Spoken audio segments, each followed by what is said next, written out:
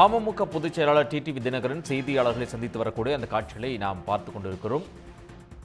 விஜய் அதிமுக கூட்டணிக்கு வர வேண்டும் என்பதற்காக கூட்டங்களில் தாவேக்க கொடியை காண்பிக்கின்றனர் என்று அவர் எடப்பாடி பழனிசாமியை சாடியிருக்கிறார். இது பற்றி நம்முடைய கருத்துக்களை பகிர்ந்து கொள்வதற்காக மூத்த பத்திரிகையாளர் தராசு ஷியாம் அவர்கள் தொலைபேசி வாயிலாக இணைந்திருக்கார். ஷியாம் சார் வணக்கம். தற்போது டிடிவி தினகரன் செய்தியாளர் சந்திக்கும் போது ஒரு விஷயத்தை சொல்லியிருக்கிறாரு. அதிமுகவினுடைய கூட்டங்களில் எடப்பாடி பழனிசாமி பரப்புரையில் ஈடுபடும் போது அதிமுகவினரே தாவேக்க கொடியை பிடிக்கிறாங்க அப்படிங்கிற ஒரு விமர்சனத்தை வச்சிருக்கிறாரு. உங்களுடைய பார்வை என்ன?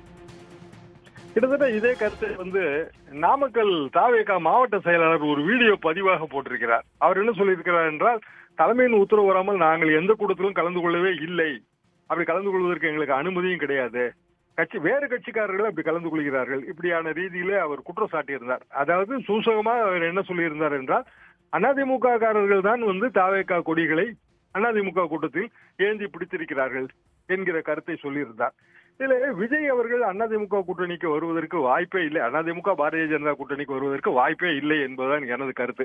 என்ன காரணம் என்றால், விஜயை பொறுத்தவரையில் அவரது தலைமையில் டிவிகே கூட்டணி அமைய வேண்டும். அவர் கூட்டணிக்கு தயார்.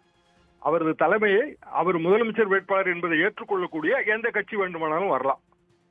அதே நேரத்தில் இங்கு இருப்பது என்டிஏ கூட்டணி, அதாவது மத்தியில் பாரதிய ஜனதா தலைமை, மாநிலத்தில் அதிமுக தலைமை, தேசிய ஜனநாயக முன்னணி. ஆக விஜய் அந்த கூட்டணிக்கு போவதாக இருந்தால் அவர் என்டிஏ கூட்டணியின் ஒரு அங்கமாக போக வேண்டும். இதை வேறு விதமாக சொன்னால் அவர் ஒரு பொலிட்டிக்கல் செகண்ட் ஃபிடில் ஆகி விடுவார், கோஷ்டி கானம் இசைப்பவராக மாறி விடுவார். அதன் மூலமாக அவர் அரசியல் அந்தஸ்தை இழந்து விடுவார். இப்போதைக்கு அவருக்கு ஒரு கடினமான சூழல் இருக்கிறது. இவர்களாக வலிய சென்று ஆதரவு தருகிறார்கள். கடினமான சூழலிலே மக்கள் கவனத்தை திசை திருப்ப கூட இந்த ஆதரவு விஜய்க்கு பயன்படுகிறது.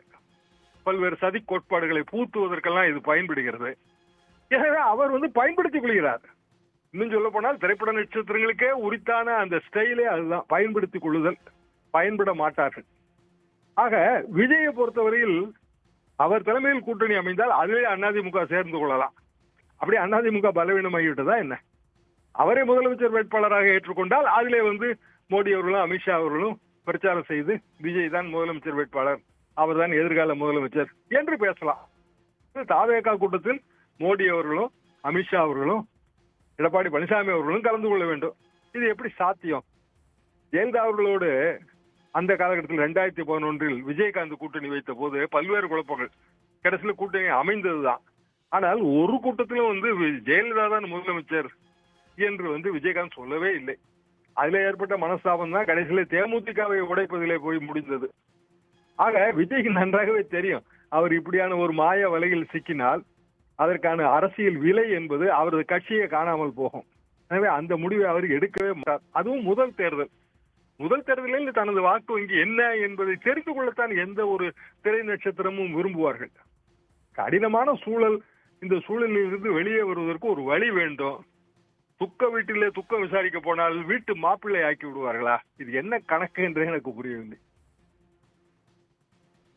நன்றி சார். இணைப்பில் உங்களுடைய கருத்துக்களை பகிர்ந்து கொண்டமைக்கு மிக்க நன்றி. உடனுக்குடன் செய்திகளை தெரிந்து கொள்ள சன் நியூஸ் பெல் ஐகானை கிளிக் பண்ணுங்க.